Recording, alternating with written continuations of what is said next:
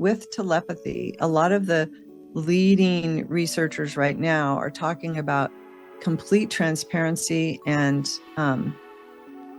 truth. Like if to develop that, what do we want to call it? Skill, ability, it's a capacity. But to develop that further, we have to be very transparent and be in a sense of truth. But again, the truth is relative to our lived experience of truth. So it's like becoming a clear vessel that's vulnerable, that's humble, that is open and receptive, so that when I develop my sense of telepathy, it comes from a real clean, clear, pristine place.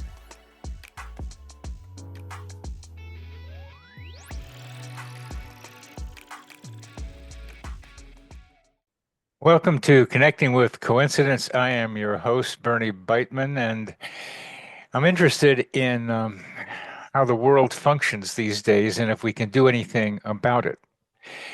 And I've suspected that there are many people around the planet who are recognizing the need to do something, and we have to do it together. We can't do it in our separate, alone, I'm going to save the world kind of thing. We have to do it as a collective. And one of the metaphors that I've run across, and maybe you have too, is the caterpillar becoming a butterfly. And in the process, in the cocoon, a chrysalis is formed, and the body of the caterpillar begins to dissolve, and what emerges are called now imaginal cells. Why are they called imaginal cells? Well, they're called imaginal cells because they imagine the future of the butterfly. They imagine the wings, the antenna, and the body, and all those pretty colors you see on the wings. Well, there is an imaginal soul that you are looking at with me now, Julie Krull, who has used this metaphor to create an organization, a group, and has found imaginal souls that are part of what she feels, and I hope to find out, are the people who are trying to organize. That's not easy for human beings to organize and come together. I mean, there's all this stuff about me, and what we have to change is that we're both a self, there's a me, and there's a we, and we have to do the me and the we back and forth, but we also have to do the Gaia, the earth. So there are three parts of ourselves that we need to become part of and be able to move seamlessly among and between them, because we are individuals and we have individual things to contribute, and we are part of a larger group, and we have our talents that we can offer to a larger group. And then we function within this earth. This is the only planet we got here, and we ain't doing too well with the earth. We are destroying our habitat the way caterpillars often eat their leaves. So here we are, and I am privileged to talk with Julie Krull, who's manifesting, who's become creating, involved with a group of people that she tells me are other imaginal souls. I think she is. I've had some wonderful contacts with her already, and I want to see what evolves out of this, and I hope you stay with us and become interested in what we're doing and talking about, and consider becoming part of the collective human organism, recognizing that each of us are part of this collective human organism, and we have something to contribute as we each ourselves evolve. So I'll tell you a little bit about Julie. She's an evolutionary leader, award-winning author, dynamic speaker, and popular talk show host, with her finger on the pulse of transformative change, conscious evolution, and what's working in the world and what's not working in the world. Dr. Julie is a respected visionary, spiritual guide, and co-creative mentor for high-impact individuals poised to lead radical shifts. and magical breakthroughs, the solutions for the communities and their organizations. And there are a lot of people out there doing something like this. How do we organize them? And she's an organizer, from what I can tell. She's called the Renaissance Woman for the Dawning Unitive Age by her peers. You can meet her more fully after this on the Dr. Julie Show, All Things Connected. She's the host of that, and she's the founder of the nonprofit Good of the Whole and steward of the Connection Field and Imaginal Souls. You can get to her links in her bio. So, welcome to Connecting with Coincidence, Julie. Thank you, Bernie. Thank you. It's such a pleasure to be here, and really a delight. I feel this effervescent joy between us, and there's this real strong resonance in who we are and what we're here to do. So it's really fun to play in this field with you. So thank you. It's play. One of the ways I define play is having fun and learning. I love it. Yes, yes. Well, let's do Yeah. that.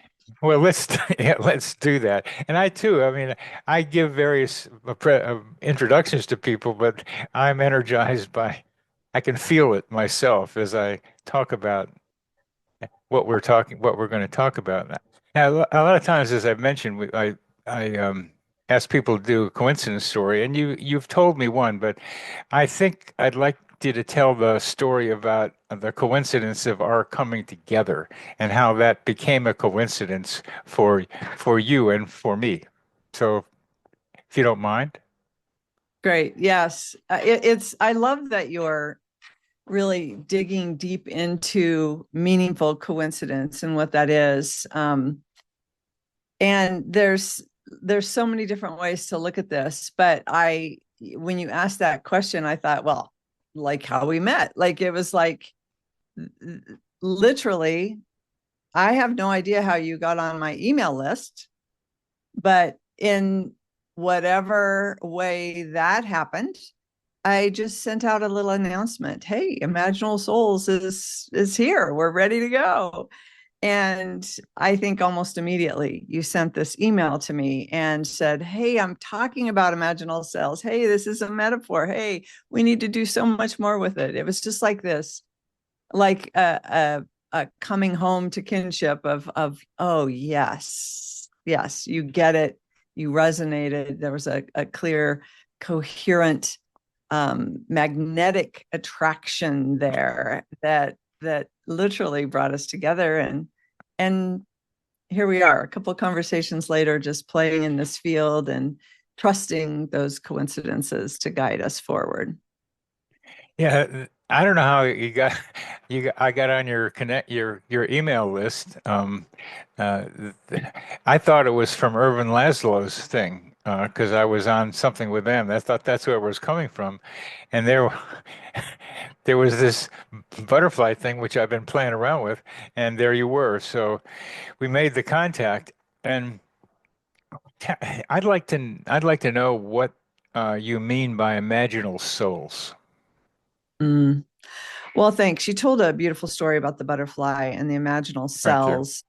And one of my mentors and friends, Elizabeth Satoris, would always teach that as well, in from an evolution biology standpoint. And she had she has this beautiful, concise little video, but she talks about how humanity is in the late stages of adolescence, ready to jump into early adulthood.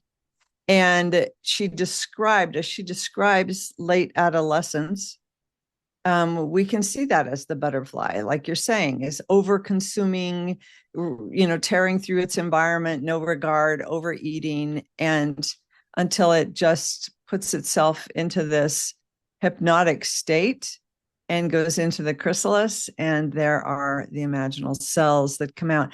The thing that she describes that I think is exciting, Bernie, is that the imaginal cells live dormant in the caterpillar's skin, and they're there for the entire life, but they're never activated. They're just laying dormant, and they're a completely different genome that's the thing that I love about her story is it's not the same species when it moves from caterpillar to butterfly. And literally the entire caterpillar has to transform. So it goes into this nutritive soup, green goo, and that nutritive soup becomes the support system for those imaginal cells to do their thing. At first, the nutritive soup and the antibodies of the old caterpillar begin to destroy the imaginal cells.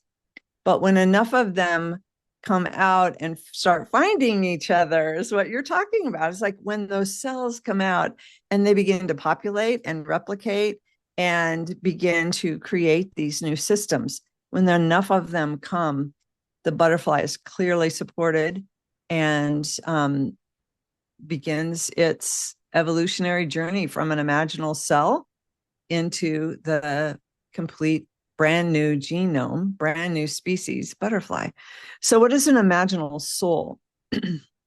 I love that you asked that because number one, just imagining the word soul in this is an important part of the work I'm doing because it's so important as we look at transformation on the planet and where we're going as a species, that we bring in the heart, that we bring in heart-centered leaders, and that we come out of our individuated journeys of soul development, or Irvin Laszlo, not Irvin Laszlo, but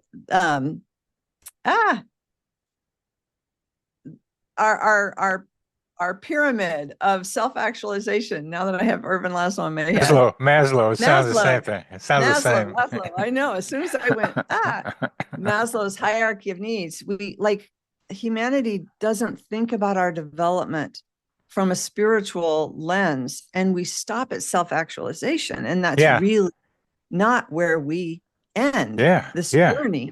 So the soul has this sense of knowing. The heart has this sense of knowing. I think we have our own imaginal cells within us that are that new species, that we have that imprint, we have that blueprint, we have that map of the new earth, of the new humanity.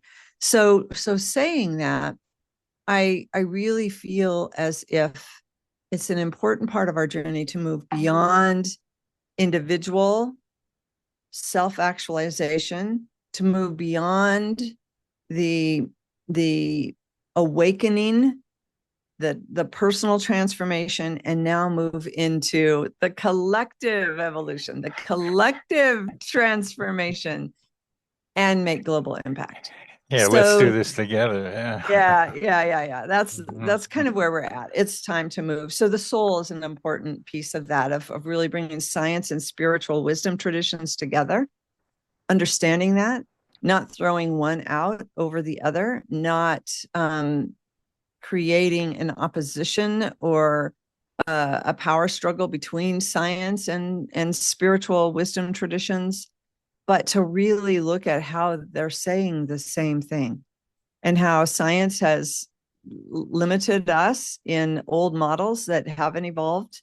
And now we have new science that's showing us that we are a part of a larger unitive field, that there's so much beauty in science right now. It's amazing. So Imaginal Souls is an initiative to help support these evolutionary leaders who are ready to build the new, not create wasted energy in a resistance against anything, but really to be that embodied new species, ready to build the new and focusing on the new, bringing that energy in. Well, a question, a phrase I'll say is the aims of spirituality, the methods of science. Science helps us with our journey here. That's putting them together. So this is a polarized world that we live in, and we do science versus spirituality. We can't do that anymore. We have to see how they're complementary, and not only complementary, how they come together to create something new. And this polarity being put together is and creating something new is part of the way the universe functions, is having polarities come together and there's a new entity. And that's part of what you're talking about. I don't understand something that is part of the Maslow pyramid, which means individuating yourself. I mean, Jung talked about individuation. I'm going to become myself. I'm going to be me. I'm going to like become everything and everything. It's still a me thing. And you're talking about the we as another way of as part of this, but I'm thinking that as part of the evolution of the collective human organism is the evolution of each individual cell within it, so that we do keep individuating, but part of that individuation is finding the ways in which our particular talents can intermesh with the collective in ways that are harmonious, just like the cells in our bodies. They pump away and doing their thing, but they're part of something bigger, each part of something smaller, a liver, a spleen, a brain. And what I'm looking at is not only does the collective human organism have a mind, but it also has a collective self-observer, just like each individual can observe itself, that we are in the process of developing a collective self-observer. And there are some people who are imaginal souls who may be predisposed to become part of that collective self-observer. Yes, I love that. Thank you, Bernie. I love your work of even just naming that collective self-observer, because a lot of times on the individual spiritual journey, we're just creating this I am presence and witnessing the witness. And so we're the observer of the observed, and and it's like, and we're a part of this whole, right? We're this planetary superorganism within this cosmic superorganism. And like literally, because we are a fractal universe, we're literally this holographic universe, and we become a fractal of the whole. The entire universe is in here. And so understanding unitive consciousness and what's emerging in the new science and what spiritual wisdom traditions have taught for eons, when we really understand that, we know that the self isn't just this. And that self-actualization, you mentioned the planet earlier, is like, if I am truly understanding the I am presence of who I be, then I am incredibly honoring and loving and caring of the planet itself and of every species on the planet and with others. And so literally moving past self-actualization, we're not saying there's anything wrong with that. It's like time to include and transcend our idea of what the self is, because we've really mastered very well the pursuit of the ego in a consumerist, materialist, capitalist paradigm of what science from a mechanistic worldview has taught us. If we believe that we are separate from our body, there's something here that's different and the body's going to die and maybe this thing goes, but science says, no, it doesn't. Consciousness stops. If we believe we are separate from each other, if we believe we're separate from this planet, if we believe we're separate from a creator or even the cosmos, then we behave differently. And that's this pursuit of the ego, of conquering, of the the strongest, the fittest, all of the old mythology that we created that we have to conquer the world came out of separation consciousness and a faulty understanding of the true nature of reality and who we truly be. And so we've developed the ego, we've developed the self, we understand the self, we're moving into higher states of consciousness now. We're even evolving into, I like to call it transdimensional being, transdimensional states. When we talk about multi-dimensions, we're still in separation consciousness going, there's multi-dimensions. There's this dimension, there's that dimension, there's this dimension. So as we move into higher states of consciousness and really understand the true nature of reality, then we transcend those old ways of being. So our collective observer is to say, who are we as a species? Yeah. Who are we as this human superorganism? Who Yeah. are we as a planetary superorganism? How does the human cell on the planetary body function? What's its purpose? What's the Earth's purpose in this larger constellation of the universe? Like when we can develop that collective observer, it's more than just the human as a species and how do we behave culturally, because we've done that. We've studied anthropology and we look at cultures and we're trying to do cross culture. Like you and me in our training, we were taught cross cultural counseling, and and it didn't even scratch the surface of what we're looking at now. So literally, as we become this observer, this collective observer of that, I believe the collective observer is a place of knowing inside each of us. Yeah, Like it is. we have a knowing, right? So this is probably resonating with our listeners who've never even thought about it. It's like, oh yeah, like when we look at the moon, when we look at the stars, when we look at nature, when we go up on a mountaintop, when we go into this beautiful garden filled with a variety of plants, like how can we not transcend this thing, this body, and feel ourselves a part of the whole? It's just a new way of us observing self in relation to other.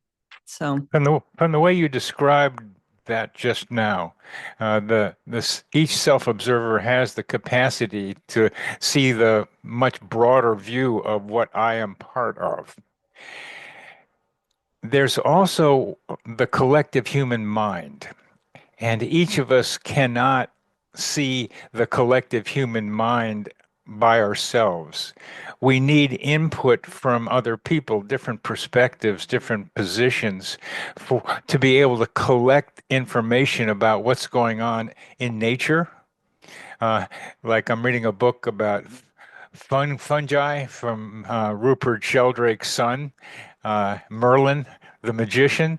Uh, Merlin writes about mycelial fields. His father writes about morphogenic fields, and there's a kind. There's a they mirror one another. they mirror they mirror one another. I couldn't see myself the mycelial activity underground. I needed someone else to help me see that.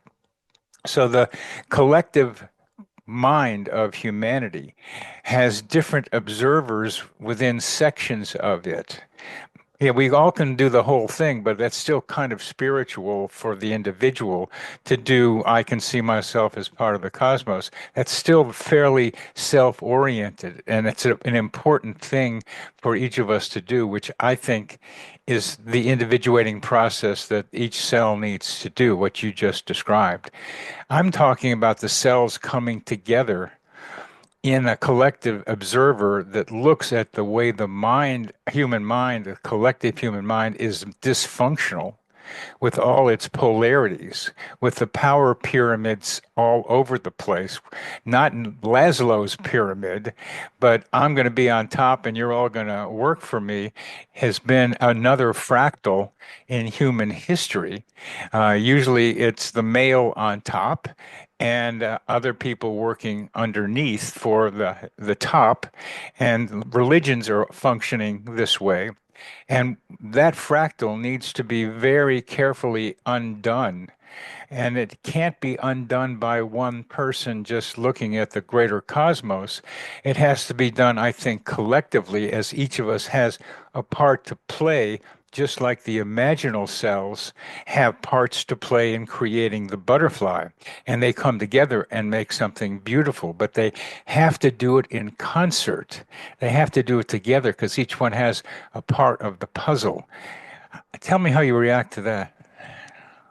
Yeah, I think you bring in a really important element to just like pull this thread even further, because as we come into and understand unitive consciousness, then there's an awareness. So like just like the mycelial network and just like understanding superorganisms, they all have their own unique piece, role, function, responsibility, and yet they do work in harmony with one another. All of our cells in the body, you referenced that earlier, they all have their special role to play, and none is more important than the other. And yet they work in harmony. They work in a balanced harmonic field of resonance to just keep everything healthy. So I love the idea of mycelial network, especially when it comes to communication on the planet. It's like, you're right. The collective observer is looking, like if we look at our politics right now, they're both looking at the same two-sided mirror. So they're all looking, this side's looking at that other one and accusing them of this. They're looking at a broken system, and it's just a two-sided mirror. So it depends on what side you're on to build your case. And it just creates more polarization, but it's all the same thing, and it's a part of a broken system.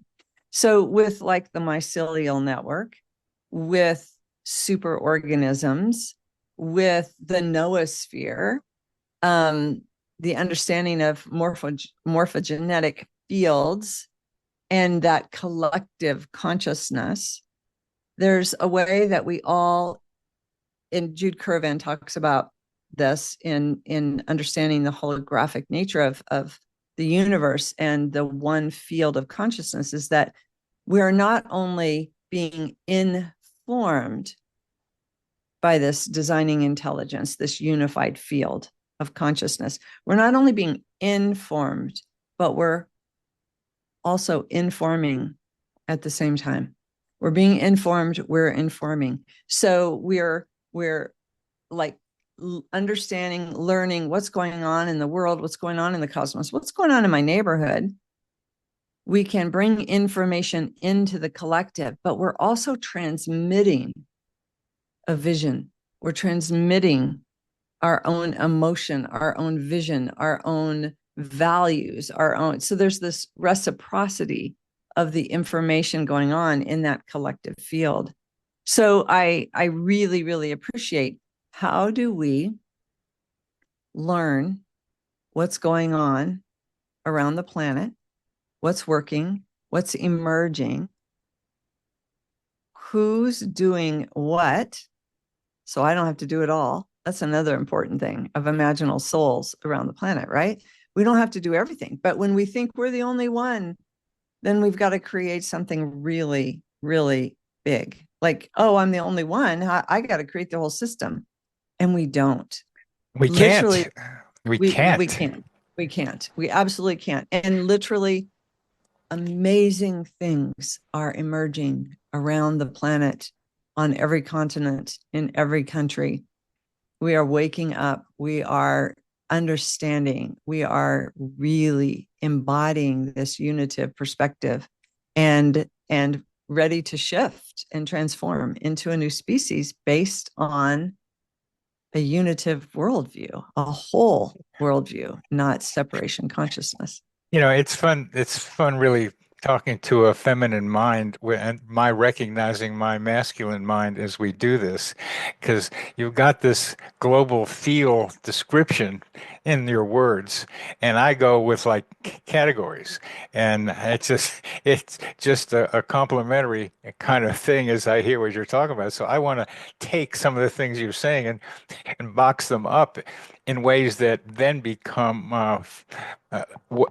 ways of understanding what we're both doing. And so Yeah. one of the things you just mentioned was the noosphere. Uh, and I'm suggesting there's a concept of the psychosphere. The noosphere is more technological. It's more like the left brain of the human being. It's the internet and the way we function it. It's traffic. It's like communications of all kinds. Um, it's basic science. It's what science has come up with. It's so valuable and continues becoming more invaluable.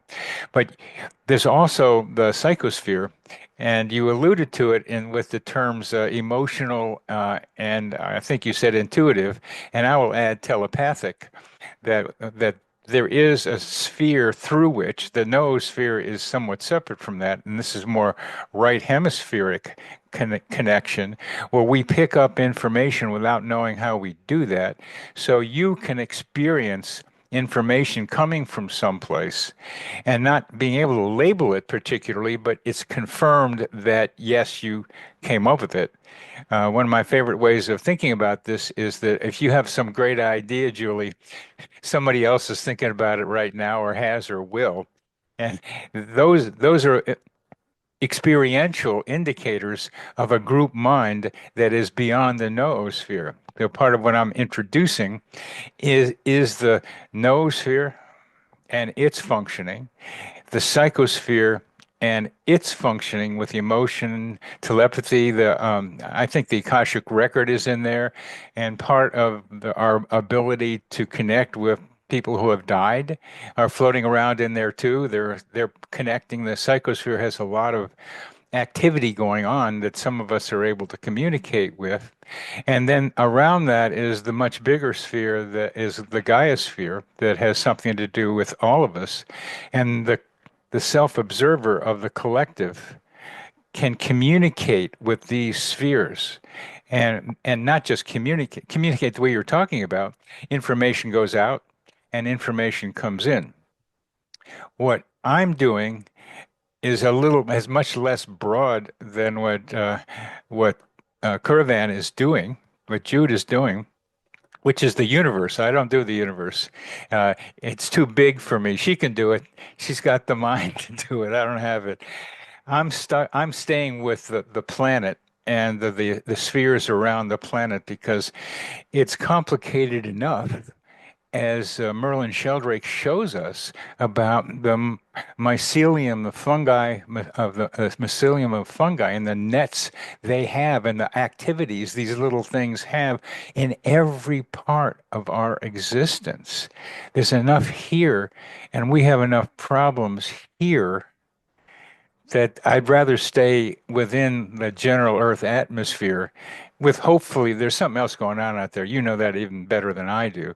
And that there's a communication going on too. But I'm trying to just to clarify what we have here and develop a self-observer for the planet, for the minds that we can do together. And so my question really is for you at this point is how do you see if you do, the evolution of the collective self-observer?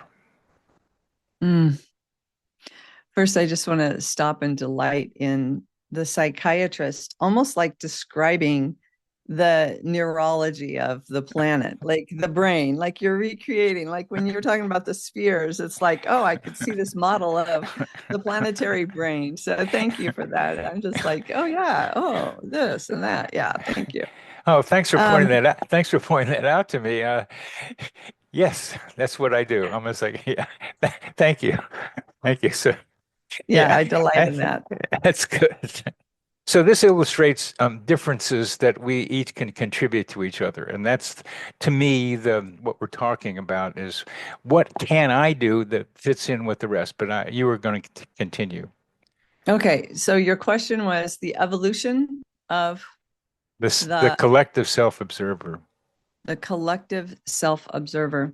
Well, I think this is an important, really important topic of our times.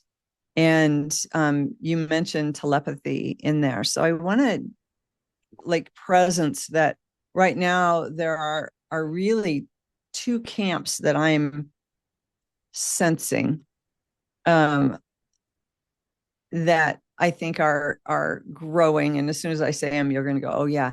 There's the technology based AI and other technologies that are trying to say we can be the global brain. We can tell you what's going on. We could be the collective observer. We can be and they're doing it. Like AI is advancing in many amazing ways. And then there are those who really, and I now I'm like sensing a third maybe movement inside of this evolution of the collective observer. But the other part is the natural innate capacities we have as a human species Yeah.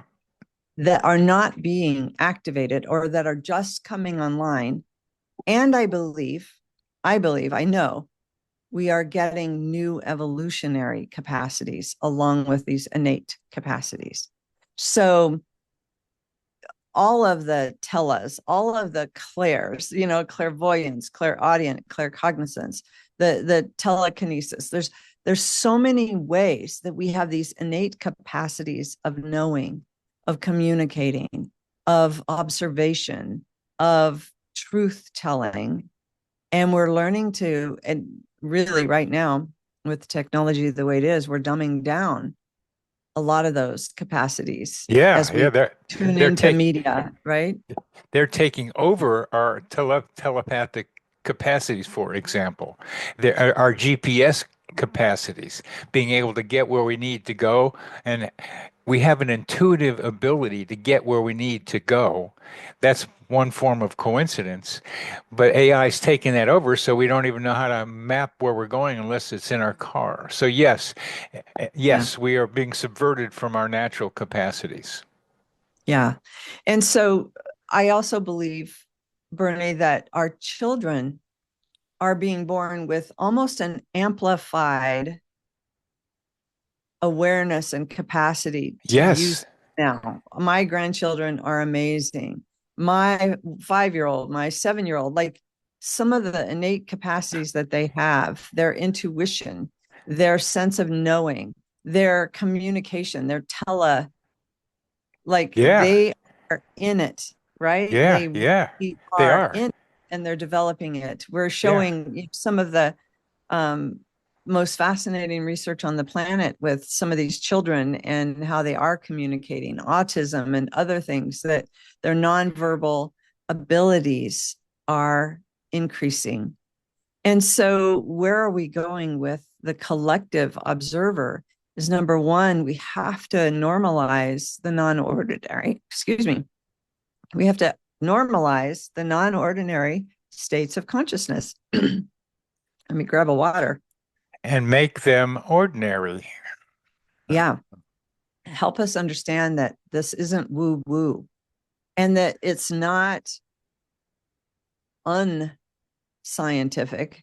It's Most people, real science. it's real science. And a lot of these non ordinary states are an important part of our development as a species. Yes. And so here's a third one that's kind of like wiggling into the conversation right now in the realms that I circulate in, is that this fascination with plant medicine to awaken people and to come into altered states, Yeah. the use of psychedelics. There's beautiful work and research on using psychedelics to heal trauma, to heal depression, anxiety, addictions. There's a beautiful place for it. There's beautiful work being done.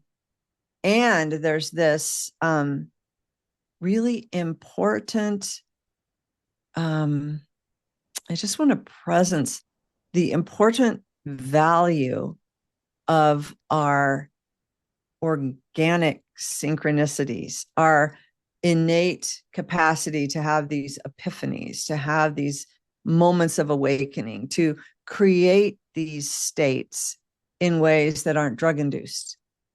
Yeah. So we're moving into flow states. We're moving into organic states. It's Yeah. more than a creative flow state. It's more than a motion flow state.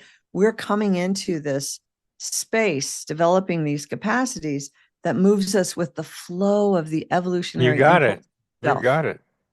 And we have to honor Yes. that, trust that. The flow of the evolution itself. It's right there running through us, and we can feel it every day.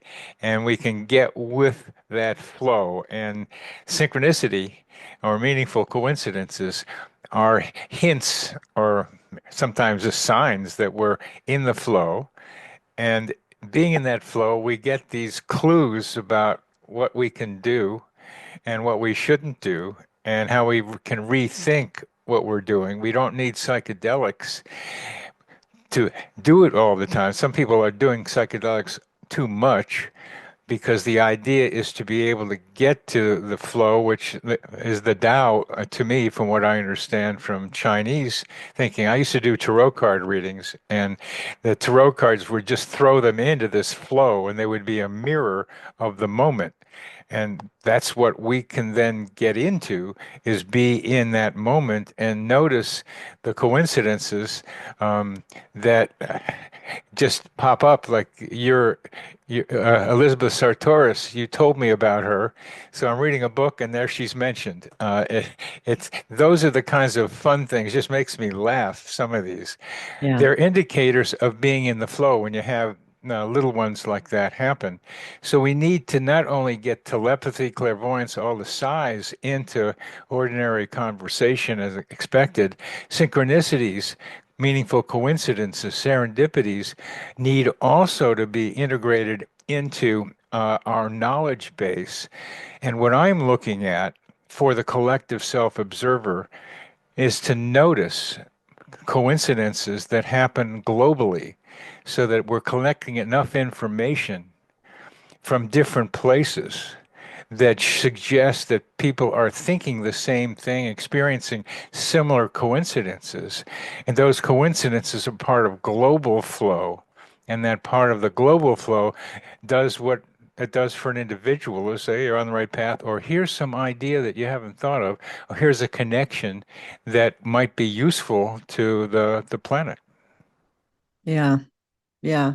I really appreciate that, Bernie. And I love how Thank you you. Thank you. continue to bring it into a practical model that we can all grasp. I know people who are working on communication models for global citizens so that everyone has a voice on the planet. And then it's like, okay, well, then what do we do? Like you're over in Pakistan and you're observing something and you're communicating it to the whole, then how do we aggregate the Yeah. intelligence? Yeah. So, like this, again, it's like science and spirituality. It's also that technology and our innate capacities.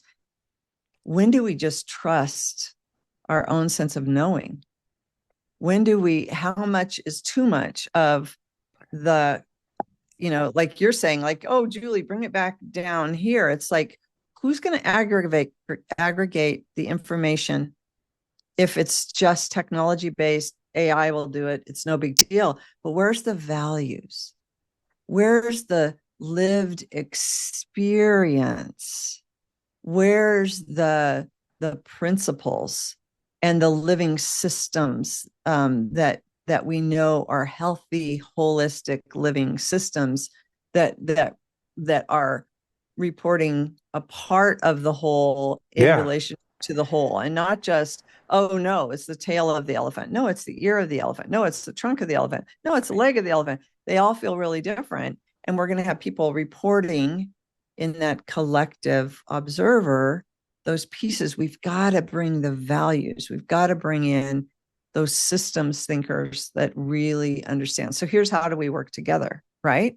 That's what you're asking. It How do we is. work together? We have those that are synthesizers. We have those that are good reporters. We have those who are or writers, artists, musicians, media. Like there's a lot of different ways to develop this capacity, podcasts, conversations, a beautiful painting on the wall that, like, I have paintings behind you, behind the camera, that are the earth being held by different people. And one's just a woman holding the earth, one's a whole network of people building a thread and a web holding the earth inside all of their hands. So this one painting over here is your collective observer. I'm going to send you a photo of it. And you'll see the collective observer. It's all of us holding that. So the values piece is important, the spiritual elements, the innate capacities, trusting that. And when do we trust it? So here you and I both have worked in mental health for a long time. How do we begin to create a trust in our innate capacities to normalize the non-ordinary when we have witnessed psychosis, when we have witnessed delusions, when we have now we're witnessing false reporting as truth, right? So how do we trust that, Bernie? I would love to hear you respond to that. Like with the collective observer, we have to let go and trust the larger designing intelligence of the universe. We have to trust this evolutionary impulse. And then we have to trust the threads that are coming through a lot of different, the collective itself. I believe a lot of that is in the science of the field right now, and really understanding what is this quantum field, this unified field, this whatever we want to call this field, or what is the psych field that you're talking about? That's not the Noah's field, but it's the psychic field or the psi field or whatever you're calling. It's like Psychosphere. Yeah. psychosphere. I love that. Thank you. So how do we trust so that we can advance this? How do we trust one another and our motives? How do we trust the intelligence that comes from other places, or our sense of knowing, our claircognizance? So it's a developmental issue, and some are really ready and ripe, and others are still not there, even seeing the whole as whole I, yet. So I've been interested in trust from the beginning of doing psychotherapy, because what you have to do as a therapist is have the patient trust therapy and the process. And so how do you develop trust? Well, I've just gone through a big betrayal with someone with whom I was working with, who betrayed me in a way that was extremely surprising, and seemed to be unlike that person. And it was resolved with some money a couple of days ago, but it was a painful process to go through. And what it's made me do is be more sharper about trusting other people. And so when I was emailing with you after your wonderful questions for this and comments for this, I brought up, how do I have the courage to trust you? It starts with a simple question of between two people who seem to have the same intention or similar intentions and maybe complementary ones. But how do I trust you? How do you trust me? So the trust, I think, at least is practiced in interpersonal relationships, because that's where the foundation was between mother and child, and the trust that gets broken too often by that in that bond by a parent, and the trust that does develop. How do we then learn to trust somebody else? So that's what I was asking you about, really, is you seem to be somebody who's resonating with me. You seem to feel like someone who's resonating with me. Many of the things you say are complementary to the things that I am thinking. But how do I trust you? And then also, how do you trust me? So part of learning how to trust that, let me say, planetary intuition is learning how to trust someone else, as well as learning how to trust your own information that comes into you. And there's only one way that I know how to do that, and that's trial and error right now. It's like, okay, so this person betrayed me. Okay, so what did I miss? So it becomes one of those learning lessons that are all over the place. This is a planet of hard knocks. That's one of the basic ways kids learn. I touch the stove. Oops, it hurts. It's like that's fundamental to Earth. So, how do we learn to trust ourselves? How do we learn to trust somebody else? How do we trust the planetary? And I think it starts again with our own experience of ourselves and trusting and learning how to sharpen it. And can I trust Julie Krull? Can Julie Krull trust me? So when I'm talking about what I'm seeing as the collective self-observer, the people in that collective self-observer would have to learn to trust each other. And through that development of trust, begin to trust the intuitive pickups of the individual within it, because we each have different wavelengths that we pick up. And that's a process that I think can be speeded up by the development of a new human. And you have an idea of a new human. I'll tell you mine, and I want to hear what you think. I think this word talking thing is such a waste of time. It's so cumbersome. And I'm seeing, I know this is true just by experience, that telepathy is a faster way of doing it, that you have to learn how to figure out what's real information. And I do that on the dance floor. That's my experimental place. I can pick up stuff and I can pick it up consciously. A lot of people are picking it up unconsciously and reacting to it without knowing about it. Then there is the recognition of us being biomagnetic electrical fields. And in those fields is information. And we can pick up information from each other from those fields and confirm it by asking the person about it. I said to a friend of mine, "Oh, you're doing a book about bears," and she says, "No, I'm doing paintings about cows." And she writes, she was doing a lot of cow paintings, and I said, "Okay, bears." And then she says, "Oh, I am doing a book about bears," and I didn't know that. It was just it was in her energy field, is what I think. Once we learn to trust that, and that's part of it, it becomes an iterative process. And as we learn as a collective self observer to trust each other and trust who can pick up what from where, I think we can begin to articulate the morality and the ethics that must be the filter for what we pick up and then communicate with each other. That's so important. There's a lot of debate sometimes about ethical telepathy, because some people can make people do stuff telepathically. And that you got to be careful about that because they don't know it's happening to them.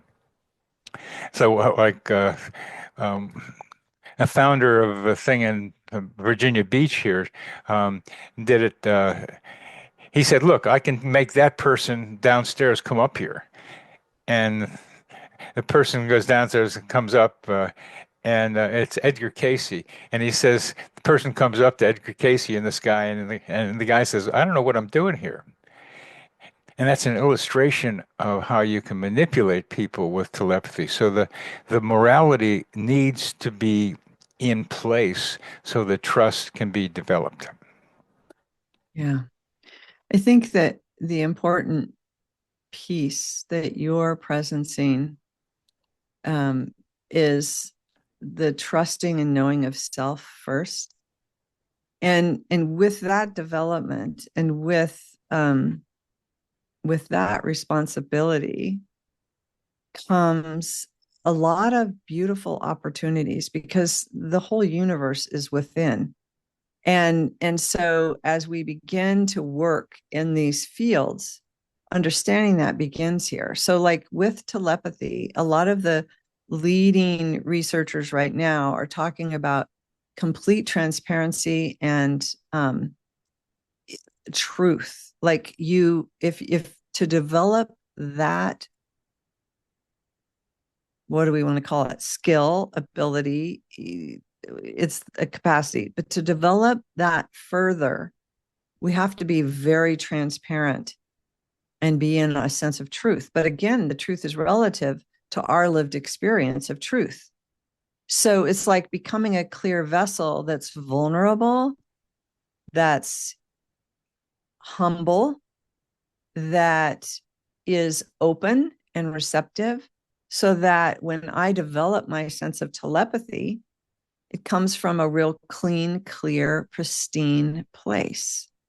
And then you're talking about the biofield and this electromagnetic field. And it is important that we understand the impulse of evolution in perspective with the harmonics of the universe, of that magnetic understanding of how we are transceivers. We're sending and receiving that from that field.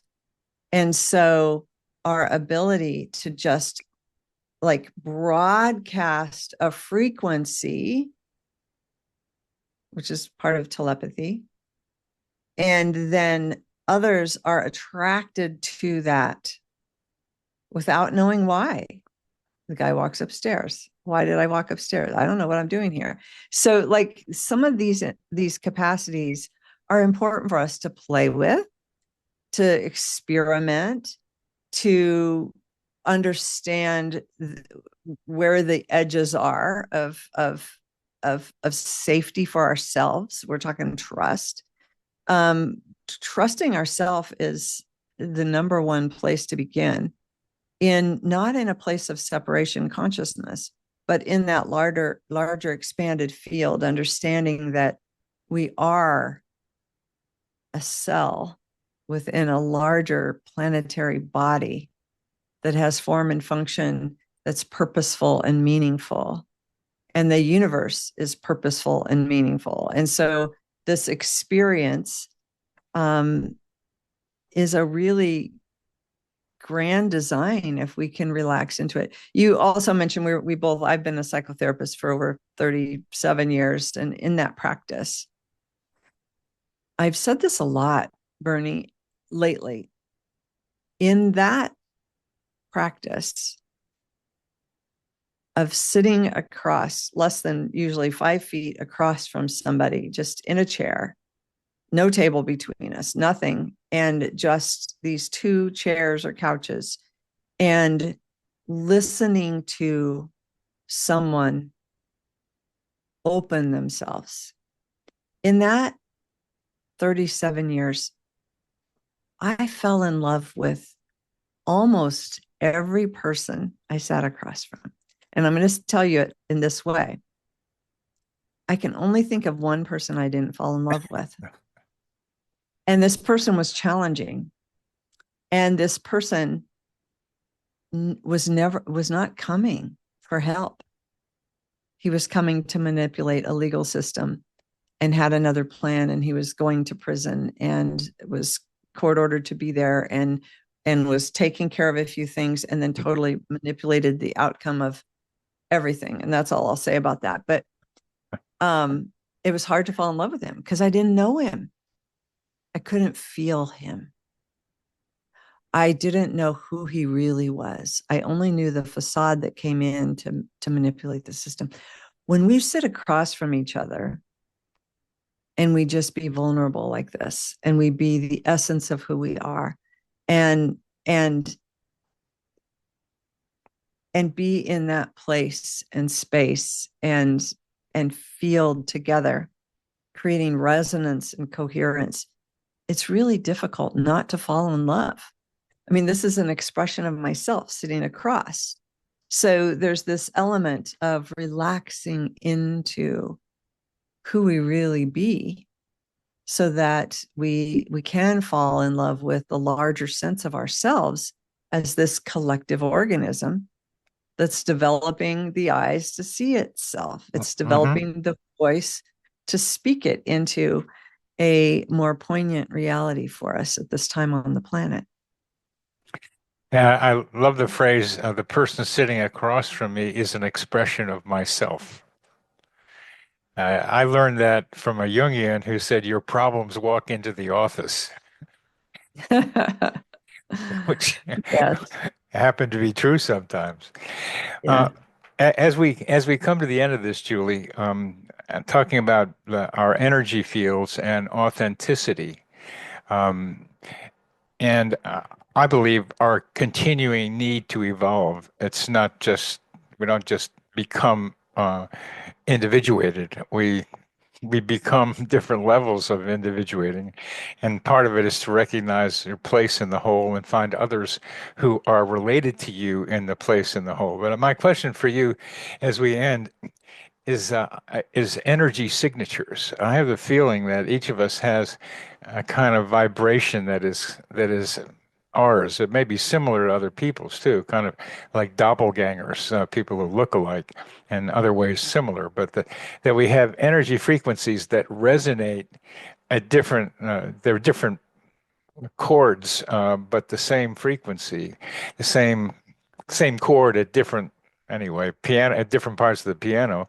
um, what do you think about the idea of each of us having a fundamental energy signature? I love that idea. I think it's as unique as the thumbprint or fingerprint, That's right? yeah, And that's my it's unique. analogy. Yes. I agree. I also like the scientific mind can understand this if you think about frequencies of even like understanding a radio frequency. And when you tune into that dial, you can hear it clearly. And I believe that's what this is like for us. We do have a very unique imprint that's an energetic frequency. Absolutely. And we probably could even measure it somehow if we get the exploration of it, like David Hawkins' work of looking at where our emotional states create different frequencies and measuring that.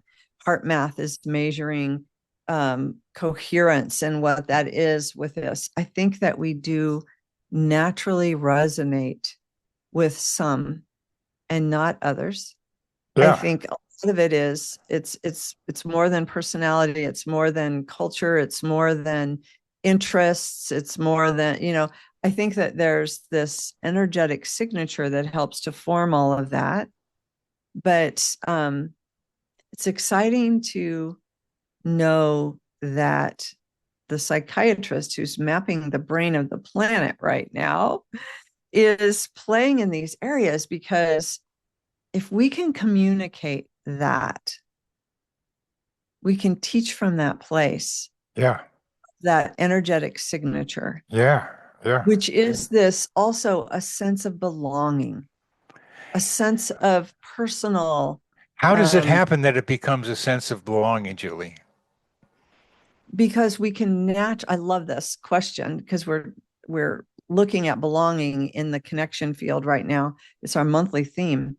And when we're vibrating with others in this frequency, we feel at home. Yeah. We can feel it. We can physiologically relax to a whole different level. We emotionally and intellectually and spiritually open to even like trusting innately these other people without having to prove the trust thing. It's kind of like the resonance between us. We had resonance and coherence. So you're like, are you real? Can I trust you? But yeah, there's something vibrating here. Something feels real. I have a sense of knowing. So the belonging sense is when we find our energetic signature family, when we find those who resonate at those frequencies, there's this innate knowing we belong to this larger whole. And it doesn't have to be the whole planet or the whole cosmos. It's like, oh, there's just a family, it's a group, we dance, we're on the dance floor, we're resonating in this frequency, and this feels good. I belong here because I'm resonating. I think really tapping into energetic signatures and helping us teach from that place can really evolve our understanding of systems theory and unitive consciousness and where we're heading as a whole species and a whole planetary organism per se. I think the belonging goes, oh, I'm a heart cell. Go back to the imaginal Right, cells. right. Oh, I'm a heart cell. Look at all the heart cells here. Oh, great. All we have to do is be a heart. And we get to trust that the liver's out there somewhere cleaning up our blood. And then there's, oh, the brain is gonna, okay, but we just get to do the heart function. And that's what it would be like. It would be like us relaxing into whatever that frequency is on the dial. I think it helps to prescribe for us our form and function in the larger whole. And we're not here to do everything. We can't, like you said. So we need to find each other. And we need to, we need the communicators. We need the cleaner uppers like the liver. We need the pancreas we need the whole, we need all the endocrine system. We need the skeletal system. We need everything, right? And if we didn't have those working on our curbs, picking up our trash and learning how to dispose in a more healthy way for our planet, like the liver cleaning up things, or whatever. We can talk metaphor Oh, all day long. those are great Body, but metaphors. I'm glad you're getting me out of my head because you are. Get me into the rest of the body. And what you've just taught me is you've got a frequency, an energetic signature that what might be that say I'm a heart cell. It's kind of like like the secret spy things where you got to have like a signal that you're in this oh together yeah, with each other. yeah, It's yeah, yeah, it's the same idea, and I've had that for a long time, but I forgot about it. It's like, how do you recognize somebody that's from your planet? Is the way yeah, some people might say it. It's that you're on this planet, you're not someplace else right now. It may be from it or whatever, but you recognize by the somehow the range of your authentic signature, not the one you make up, yeah, because people can make up ones. You can just throw them out and make it. It looks like it's being authentic, yeah, but it isn't. Donald Trump is one of the best examples of feeling authentic and lying and about the way he presents himself.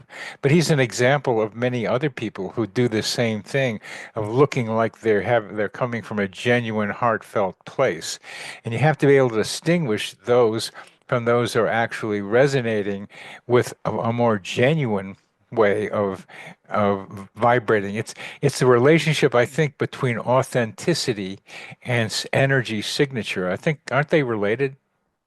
I love that. I love that, musing into that, because yeah, I'm reminded of this story. I'll tell you a personal story. One time, probably 2 decades ago, my husband and I went on a company trip to this resort.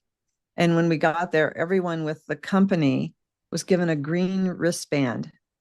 And that wristband got us into it was like our identification for breakfast, for lunch, for dinner, for the pool, for the, you know, everything that we did. That green wristband was it. But it was this peculiar thing, Bernie, where we'd be walking down a hall, and if someone had a green wristband, they'd look at each other and smile, and hey, recognition is like, oh, there's something on their forehead. Oh, us. Hi, how you doing? Complete strangers. Oh, it's safe. It's real. I could be me. I can, and then they'd get in the elevator. And if there were no green wristbands, it'd be like quiet, like everybody would be afraid. And I watched it, hallways and dinner, breakfast, everywhere we went, the pool. And so I went on this little experiment, like, can I drum up as many authentic conversations with non-green wristband people as green wristband people? Because it was this automatic way of identifying ourselves as the same. And we were all comfortable in that. And we could be ourselves. So we're around green wristbands. We're like, oh, we know we're all a part of the same company. These people all are probably vocationally in the same field. We know who we are. And it created this immediate recognition. And this idea of authenticity with this energetic frequency, if we could discover each other like that without the green wristbands, if we like, maybe we need that, like like different things, like what could we do?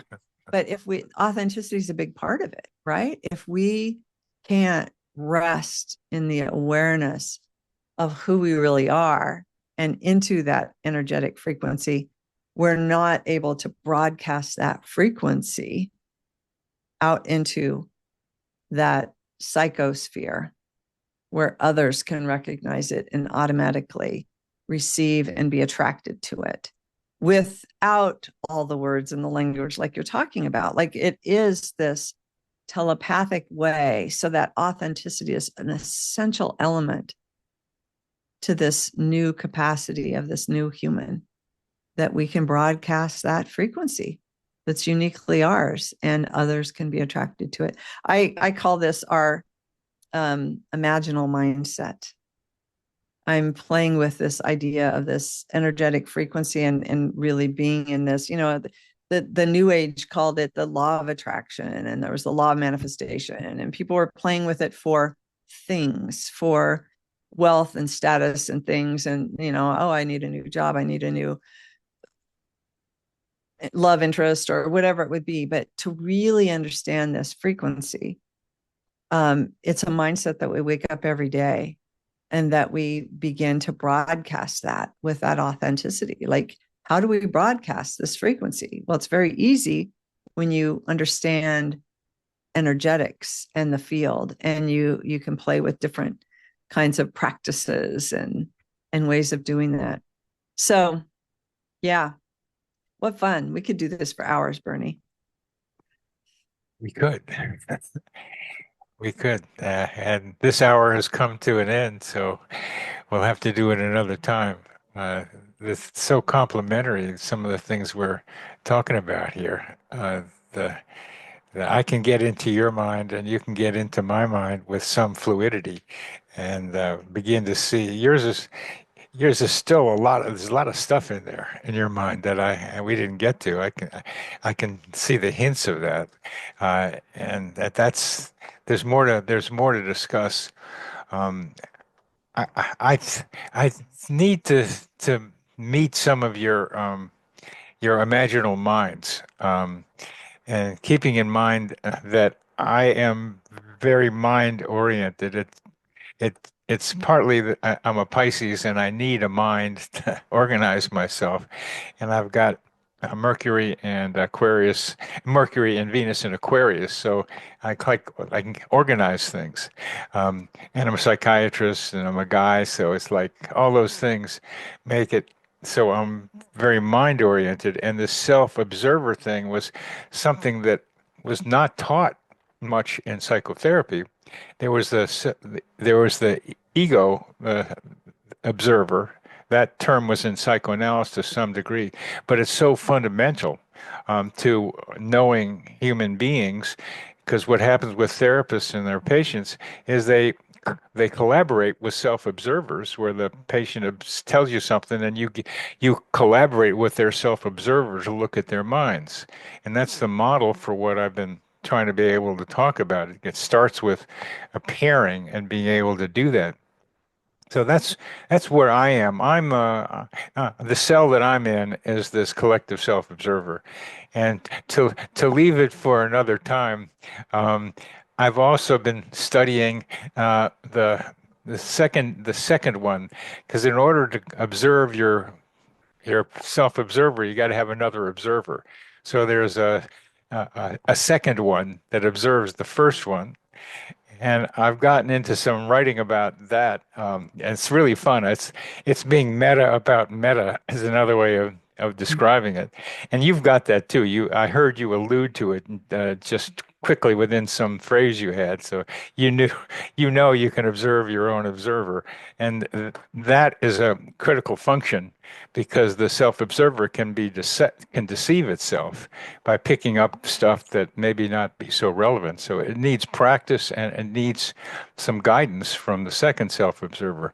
So these are what I'm thinking about. This is my liver. This is what I've gotten to, this self-observer thing and the mind, the noosphere and the psychosphere and the gaiosphere. I mean, that's what I'm writing about now. And it's like, okay, because yeah, as I told you, psychotherapy for the collective human organism requires that that organism have awareness of its self-observer, and that's what I'm trying to that's what I'm trying to bring.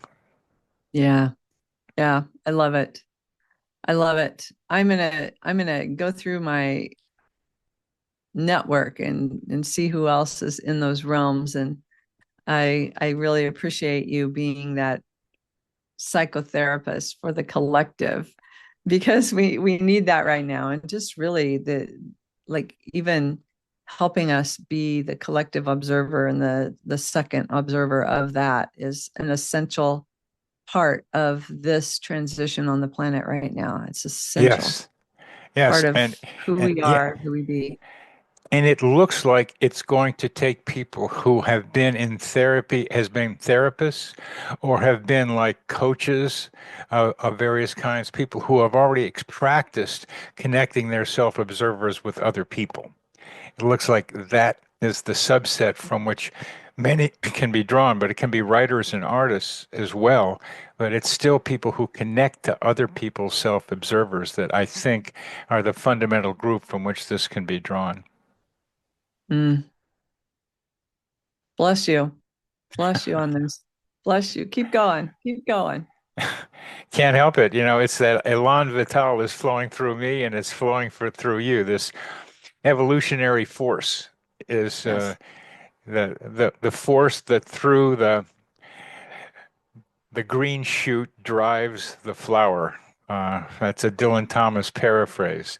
That's what Mm, we're dealing with. We got to do this thing. You got to do it. I got to do it. And it looks like we're going to do a little something here together too. So it's wonderful. So thank you. yeah. Thank you. Thank you. And, just thank you for doing your part. Like you being you is a big part of this. And that's what we can say to all of our listeners who are tuning in. It's that is essential work, not for self-actualization, but to move us beyond that, even into this Yes. new world that we're co-creating. So thank you. Thank you. You're welcome. I think Mr. Rogers said something similar. If you, be you. The courage to be, Tillich's book. It's all there, but you said it. We have to have the courage to be ourselves and not just isolated, but I think continuing to develop, which is so much a part of becoming part of the collective and seeing our role in it. So thank you very much, Julie. I don't know what's going to happen with us, but something will. So Yeah, we'll continue to play. Maybe we'll continue. dance. We'll play and dance together You and like to see dance? where we go. You Oh, like to dance? I do love to dance, but I'm noticing how I'm an aging dancer. Like people can look at me and going, "Mom, you need some new moves." We go to a family wedding, and yeah, I need some new moves. But yes, I love to dance. Well, one place that I got new moves was TikTok. Oh, really? Yeah, yeah, Okay. I'd watch TikTok and look at the dance move and what's got the, and then I saw I, I was this drumming thing going on at dance on Sunday, and I was going boom ooh ooh, making more movements than I can show you right here, but more like boom ooh ee, like that. Oh my gosh. I love Thanks. that. I love that you're a dancer. Thank you, Julie, and I love that you're you, and I'm so glad we made contact. Yeah, absolutely.